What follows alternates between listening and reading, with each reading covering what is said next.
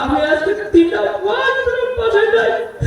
আমি মনে আর বাড়িতে যেতে পারবো না। সেদিন রাত্রেবেলা আমার বাবা মারা যায়। আমার বাবা এসেছিল আমাদের বাসায় কিছু কিছু লাশ। আমার বাবার বন্ধু ছিল, ভাই ছিল, রাজপথের অনেক লোক ছিল। তারা লাগাতে চেষ্টা করেছিল আমার বাবার জানাজা আসার জন্য, কিন্তু আমি পুলিশ রেখে আমার বাবাকে আসতে বাবা জানাজা আসতে দেয়নি। আমার বাবার বন্ধু না আমার বাবার জানাজা আসতে পারে না। আমার বাবাকে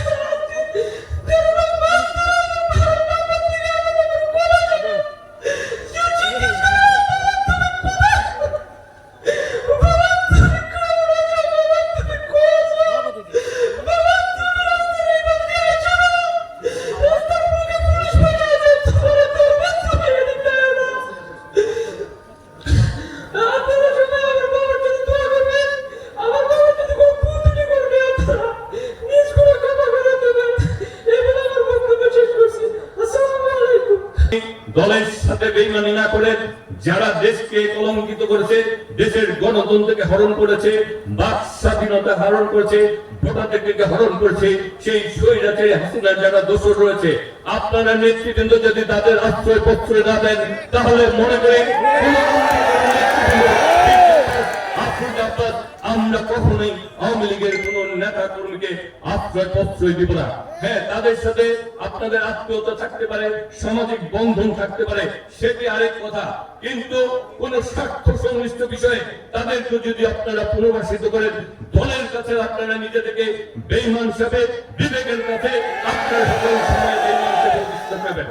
আমরা এই কথা বলতে চাই, আমরা আওয়ামী লীগের সাথে আমাদের কোনো শত্রুতা নাই, কিন্তু যেহেতু আওয়ামী লীগ দেশকে ধ্বংস করেছে, গণতন্ত্রকে ধ্বংস করেছে, ভোটাধিকারকে হরণ করেছে, বাক স্বাধীনতাকে হরণ করেছে, মানুষের অধিকারকে কেড়ে নিয়েছে, লুণ্ঠন করেছে, দেশের সম্পদ প্রচার করেছে, সেই কারণে আওয়ামী লীগের সাথে আমাদের শত্রুতা, সেই কারণে আওয়ামী লীগের সাথে আমাদের কোনো আপোষ নাই। সময় এই ডিজিএফআই আমাকে তুলে নিয়ে গেছে কতবার আব্বাস জেলে, যে এই নেত্রীকে বিদেশে পাঠিয়ে দিতে হবে আমাকে সহ, আমি যেন চলে যাই, না হলে মির্জা আব্বাসের কি দিয়ে থাকবে না। আমি বললাম আমি তো যাবো না, আমার নেত্রীও যাবে না। তো আমার নেত্রী তো যান নাই, তাতে কি হয়েছে? না, একটা ছেলেকে হারিয়েছে, আরেক ছেলে এই অবৈধ সরকারের রোষামরে পড়ে অনেকটা প্রভুত্ব বরণ করে আছে, উনি বিদেশে পড়ে রয়েছে, তাকে বিদেশে পাঠিয়ে দিয়েছে। কিন্তু বিএনপি যে জায়গায় ছিল সেই জায়গা দিয়েছে, বরং এখন মাথা তুলে মাথায় মুকুট পরে অনেক ভালো জায়গায় এসেছে।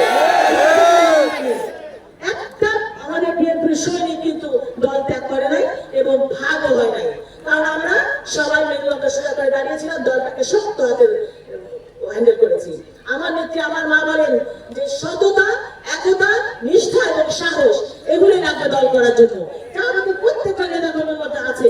সেই জন্য আমরা সোজা হয়ে দাঁড়িয়েছিলাম, আমাদের দলটাকে কেউ বিভক্ত করতে পারেনি। আজকে আমরা কোথায় যেখানে ছিলাম সেখানে কিন্তু দাঁড়িয়ে আছি। এই অবৈধ সরকার কি করলো? এই প্রশাসন লীগকে দিয়ে আমি বললো আমাদের মাকে বাড়ি থেকে উচ্ছেদ করে দিয়েছিল, সেই জায়গাটা ভেঙে আজকে বহুতল ভবন করেছে, যেখানে পাঠিয়েছে আমার মা কিন্তু সরে গিয়ে আরেকটা জায়গায় দেখি দল দেশ ত্যাগ করে নাই। আর হাসিনা যাওয়ার দুদিন আগে কি করলো? হাসিনা পালায় না বলে হাসিনা পালিয়ে গেল। আর দেখেন হাসিনার বাড়ির ঘর আজকে কি অবস্থা হলো, জনগণ ভেঙে দিল, আমাদের কিচ্ছু করা লাগে না, জনগণ ভেঙে দিয়েছে, একটা জনগণ তাদেরকে চায় না। তো সুতরাং জনগণের মনের ভাষা বুঝতে হবে, রাজনীতি করতে গেলে জনগণ কি চায় সেটা বোঝা দরকার। আমরা যখন একটা জনসভায় আসি তখন আমরা সামনে তাকিয়ে দেখি এই জনগণ কি চাচ্ছে, আমার কোন বক্তব্যের কথা শুনতে চায় আর কোনটা শুনতে চায় না।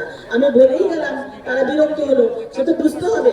তো সেই আওয়ামী লীগ সরকারও তাই করে চাচ্ছে না। এই স্বৈরাচারী সরকার অত্যন্ত রুষ্টভাবে আমাদের উপর অত্যাচার করেছে, খুন নির্যাতন করেছে, যেভাবে জনিকে হত্যা করেছে, সুজনকে গুম করেছে, ফরহাদকে গুম করেছে। এই যে বিনা চিকিৎসায়, বিনা সেবা শুশ্রূষায় সুরজ মিয়া মারা গেল, আমরা সুরজকে হারালাম, এরকম লক্ষ লক্ষ সুরজ এই এলাকায় আছে। তো সব সুরজই তো জেগেছে, সুরজের ছেলেরা আজকে আরো শক্ত হাতে উঠে দাঁড়িয়েছে। আমার বাবা গিয়েছে, বাবার হত্যার প্রতিশোধ নিব আমরা। আমরা প্রত্যেকে আজকে আমাদের দেশ রক্ষার জন্য, দেশের স্বাধীনতা সার্বভৌমত্ব রক্ষার জন্য আমরা কিন্তু মুখে দাঁড়িয়েছি। আমরা ইনশাআল্লাহ যেভাবে একটা বিপ্লব আমরা অর্জন করেছি, আমাদের সবাই